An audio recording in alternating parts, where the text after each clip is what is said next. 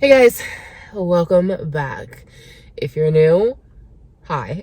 This might not be the best video to start off watching me, but you know, you're more than welcome to watch what feels like a train wreck right now going on. I feel like my life is in free fall and I am just grasping at anything for stability. I haven't made a video yet talking about the whole housing situation. I touched on it in my last video. I'm kind of waiting to go into further depths until after our lawyer appointment on the 30th to like finalize things and really get answers before I come on here, because right now it's like speculation and what we were told a couple of years ago and things change, and so like who knows, you know. So anyway, I don't know. I just feel like maybe if I came on here and vented and talked a little bit. I know car vlogs aren't the most exciting things in the world, but this is just gonna be chatty. And I've got like 15 minutes to kill roughly before I go donate plasma. So yeah, our housing situation is just really like rocky right now. At least how it feels until we find out on the 30th what's going on with the house. Will we be able to inherit it? Will Medicaid want it? We don't know. We did put an offer in on a house we looked at, and we're kind of like debating that with the owner right now. He was asking 120 on it. Well, 119. He was asking 120 on it. We countered at 105 and he countered back at 112. Our counter at 105 was like, we'll do 105 on it. The last storms that came through ripped off like a row of shingles on the roof. So that needs fixed. The back door, the screen door on the back, doesn't seem to lock anymore. They had it like held up with a brick, so we want that replaced. And they were talking about doing a deep clean on the house before they sold it. So, and they also had some stuff left in there that they were still going through and getting rid of. It looked like kind of like junk, you know. You just have to like get in there and throw it away. How it looked to me. Maybe I shouldn't say it's junk. That's just my opinion. Anyway, we told them, take what you want, leave the property as is. Don't worry about deep cleaning. Don't worry about replacements. As long as everything goes through with inspection, we'll do it for 105. And they countered back at 112. And so we said, well, if you're going to do 112, then I want the screen door fixed. I want that row of shingles replaced. And we want the deep clean. So we're waiting for him to get back with us on that. So, and of course, that also leaves open the inspection you have to have. And they're going to do, like, my realtor said it's like a really in-depth inspection. They're gonna look at everything except for what's inside the walls, pretty much. So they're gonna check for leaks, they're gonna check pipes, they're gonna check the roof to make sure that the roof's in good condition, windows, there's mold, like they're just gonna check the whole, you know, kit and caboodle, termites. So assuming that everything passes inspection, and the roof, according to my husband and my realtor, it looked like shingles just came off and they just need to be replaced, and it's not a big deal. I don't know that much about roofs. When I seen the shingles were missing, I was like panic mode, like put a whole new roof on it. So, because I mean, other than that one spot, the roof looks pretty good. So we'll see what is said about that. I kind of hope they go for that, because the side of the roof that is missing the shingles is like really steep. And my husband is like, well, if they do 105, then I'll just get up there and fix it. And I'm like, okay, Mr. Handyman. Like, I'm still worried he's going to get there, like fall off a ladder. So it was on the other side, it's not as steep, and it like slopes down, and then there's like kind of like another pitch of roof, if that makes sense.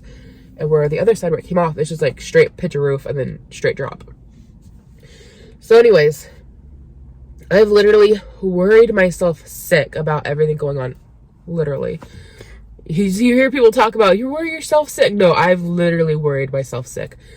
Grandma passed away. This is like the middle of April. I think today's the 22nd of April. Grandma passed 2 weeks ago now. And I have been nothing but stressed and worried about our housing situation. I'm not crying. My eyes are just watering because I'm so sick. I've been stressing and worrying about our housing situation so much that I think that I lowered my immune system and caught a cold. I really think that's what happened, because nobody else around me has a cold. Nobody else, just me. And I think I've just literally worried myself sick. Like I've had so much anxiety just like in the pit of my stomach to like I can't sleep. I'm up all hours of the night, which that doesn't do anything good for you and your immune system if you're not sleeping. So like I'm literally not getting any good sleep. I'm worrying all the time, and I've literally just made myself sick. That's all I've done, is just worried myself sick. I never realized you could legitimately do that. I mean, I have had anxiety.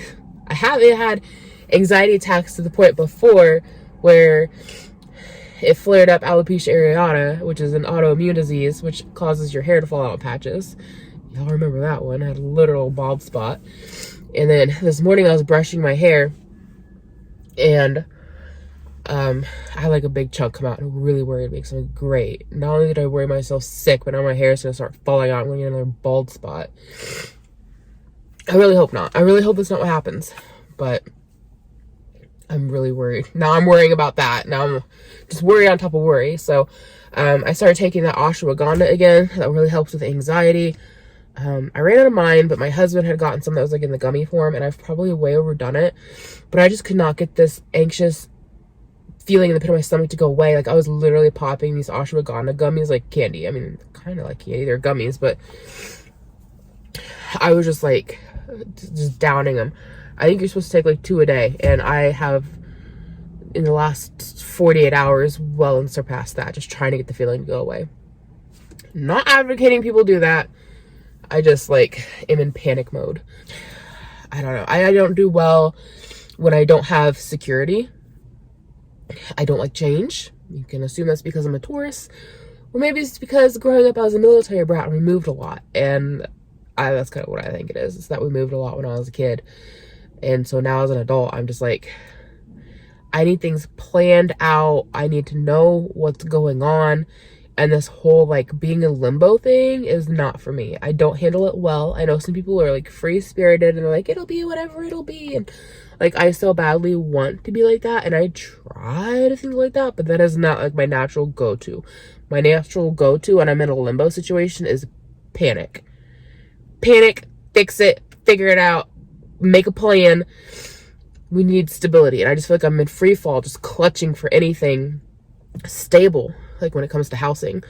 So I went ahead and talked to my boss. I'm getting put back on the schedule for work. I was so close to quitting. I really was close to just letting that job go. They're getting ready to bring the demos back, the food samples back, here in June. I really don't want to do it again, but if we end up buying this house, we're going to need me to work. And then I started donating plasma again. I hadn't donated since like December, I think. Just because it was like insanity getting in here. They had like some special programs going, and like everybody and their sister was coming to donate plasma. And I was like, I don't need it enough to be waiting in line for it, you know, like, so I quit coming. But now I'm like just trying to get any extra income I can just in case, because I mean, you know, it could work out to where like, you know, we inherit grandma's house just fine, and we end up buying this place, and then so sweet, we have a new house and we've got a place we can use as a rental. Fantastic. Could work out to where we buy this house, that works out, and we lose grandma's house, so at least we've got a place to move. Could work out to where the offer falls through and the guy decides, I don't want to sell to them, I really want the 120, and I'm done playing these back and forth games. And it could work out the Medicaid takes the house, and then we're just stuck trying to figure something out. So I'm just like in a complete panic, and I'm like, as much money as we can save and hoard right now, the better. But then you got to think about the housing market, and it's almost like it doesn't matter how much money you have, because houses are selling so dang quickly. Like, you guys know, we've been looking at houses, trying to, since last October. I talked about it a little bit in my last video. Every single time we get to go look at a house or get ready to, we get the phone call that it's already sold. And it's always on the market for like maybe 3 days. Like, I mean, we don't wait around. We see a house we like, we try to make an appointment to go see it. Normally takes, you know, it's normally gonna be like 3 days out, and it's already sold. So I don't know what's gonna happen. Renting isn't gonna be easy for us, because most places around here, at best, will let you have 2 animals, and they want dogs to be under 30 pounds. Yoshi is like 60 plus pounds, and we have 2 cats. So we're 1 animal over limit, and 1 animal is too big. So I don't know. I'm just like freaking out. Like, I just feel so unstable right now, and it's not a good feeling. So yeah, back to work for me, back to plasma for me. Husband went back to plasma too, because he hadn't been going either. I've got like a handful of people that want to get their dogs groomed. I've never quit doing that. I've always kept my small client base, but now I've got this disgusting head cold, and so I can't groom right now, which is driving me crazy. Because if this guy, we'll find out today if this guy wants to sell the house just or not, if he's going to agree to terms, or if we're going to bounce around a little bit more. And closing for everything, I think, is supposed to be May 22nd. So we would own the house the end of May. That gives you like a full month to get everything figured out, if we can come to an agreement on the buying of it. So it's just a lot going on. My husband was doing discussions with the realtor last night.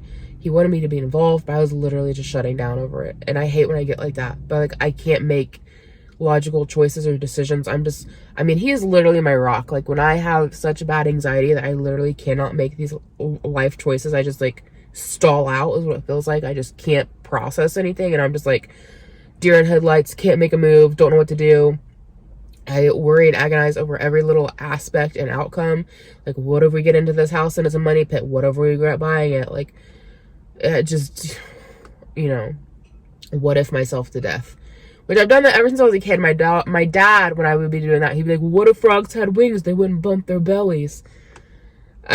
He was just teasing me because, I'm a little kid having anxiety and can't freaking... And back in the 90s, people didn't really know what anxiety was, at least not the way we do today. And my dad was like, you're over worrying yourself, get it together, but that's what I'm doing now, panicking. And so my husband was like, are you okay with the 112? Like, do we just go with that? Is there any other demands you'd want in this list? And like, I thought about the screen door and I was like, we need to get that fixed, that's a need. But like, because we were in a group chat with our realtor, and I haven't even read the messages. I just noped out. I was like, I'm done. I'm out. Somebody else needs to make grown-up decisions for me because I'm out. So that's where we're at on that. Technically, I'm not even supposed to donate plasma if I'm sick, but you gotta wear a mask. So that'll kind of like hopefully mask my symptoms and my stuffiness. I'm supposed to get like $100 today, so I really don't want to miss that, because they had a special running where if you hadn't donated in 2 months, then you can make like $1,000 in a month. And it was kind of weird because like normally they send out these coupon codes for that, and it worked for my husband just fine. He hadn't donated yet. Well, I donated 2 weeks ago, like right before my grandma passed. I started donating again. Went one time. The day after I donated, they sent out these coupon codes saying, if you haven't donated in at least 2 months, or if you're a new donor, you can make $1,000 in your first month. And I was like, well, that's some BS, because I only donated once. And I didn't donate in 2 more weeks because we had so much going on with grandma's passing and the funeral and just everything going on. I wasn't able to get in to do it. And then I had to change my password for my plasma account because they did like system updates or whatever. And so when I got on the actual computer and on their website to change things, it popped up with that coupon code saying, if you haven't donated in 2 months, you qualify for this coupon code. And it was like telling me I qualified, but I'm like, I already donated one time. It's been 2 weeks ago, but I donated once. So I brought the coupon in to the technician when I donated it earlier this week, and she tried putting it in and it wouldn't work, but I explained to her what happened, and she was like, well, I'll write it all down and I'll give it to the management and see if they can put it in for you. And apparently they were able to. I'm not going to get the full 1,000, but I'm going to get like 860. And I'm like, hey, that's better than what I was going to get. So I'll take it. Thank you. And so I really don't want to miss out on that. I'm at like 350 right now in my account. Maybe it's 380. I can't remember. But I'm going to get 100 today. And then I don't know if that replaces your regular payout or if I'm going to get $100 and 50. Because normally you get 20 on your first donation of the week and 50 on your second. And then a lot of times when you have bonuses, you'll also get the bonus on top of that. But then my husband said with this big bonus, like it's kind of just replacing your regular payouts. So we'll see what happens. I might get both because they paid me the 20, and then my account jumped to 200, and I was like, because like they paid me the 20 for like my first donation a couple weeks ago. Didn't donate in 2 weeks. Came back and donated again, and I noticed my account was up to like $200. And I noticed they gave me the coupon, and then last night my account suddenly bounced up to like 380, and I'm like, I don't know where that's coming from, but I'll take it. So I don't know what's going on. So I'll check my account after donut today and see if I got the 50 and the 100, or if I just got the 100. Either way, like I said, I'm just trying to collect all the money that I can, which comes back to the dog grooming. I've got like a list of clients that are wanting to get their dogs groomed right now, but because it's dang cold, I can't get anybody in to groom their dogs. So it sucks, because I've got like a handful of people who want their dogs done. Because I have people wanting to get their dogs in back after grandma passed, but I was like, I've got so much going on with family and like funeral arrangements and things like of that nature, like, and I need time to grieve. I didn't do YouTube for a couple weeks, like, I can't, you know, I'm sorry, I can't. Well, now they're coming back at me saying, you know, I'm sorry, I know your grandma just passed, but like my dog really needs it. And I'm like, I'd love to, but my nose is running like a faucet right now, so probably not the best time. So as soon as I can get rid of this head cold, I can get the dogs groomed, which makes me kind of sad because this might be the last time I groom some of these dogs. We'll see, because where we're moving is like 20 minutes out of town. I don't know if people are going to make that drive for me to groom their dogs. We will see. I also have no idea where I would set a shop up at to groom dogs. To start off, I could probably do it in the garage, take them inside for a bath, and then bring them out to shave them in the garage. But this house doesn't have a basement like our current house does. So, I don't know. It's a lot to get figured out. I'm nervous. I'm kind of excited about the possibility of a new house. Looking forward to being in a better neighborhood. This neighborhood is super cute, and the people seem really nice. We met one of the neighbors when we went to go look at the house. He had a little girl. She came over to play with Levi, and of course is next door to one of my friends, and she's had nothing but good things to say about that neighborhood, and she's been there for a couple of years. So looking forward to all of that. Scared about financials, scared about everything going on. I need to stop stressing myself out. So on that note, I'm going to go donate plasma because my appointment is about to start. I'll talk to you guys later. Thank you for hanging out with me. Leave me some love in the comments. Bye.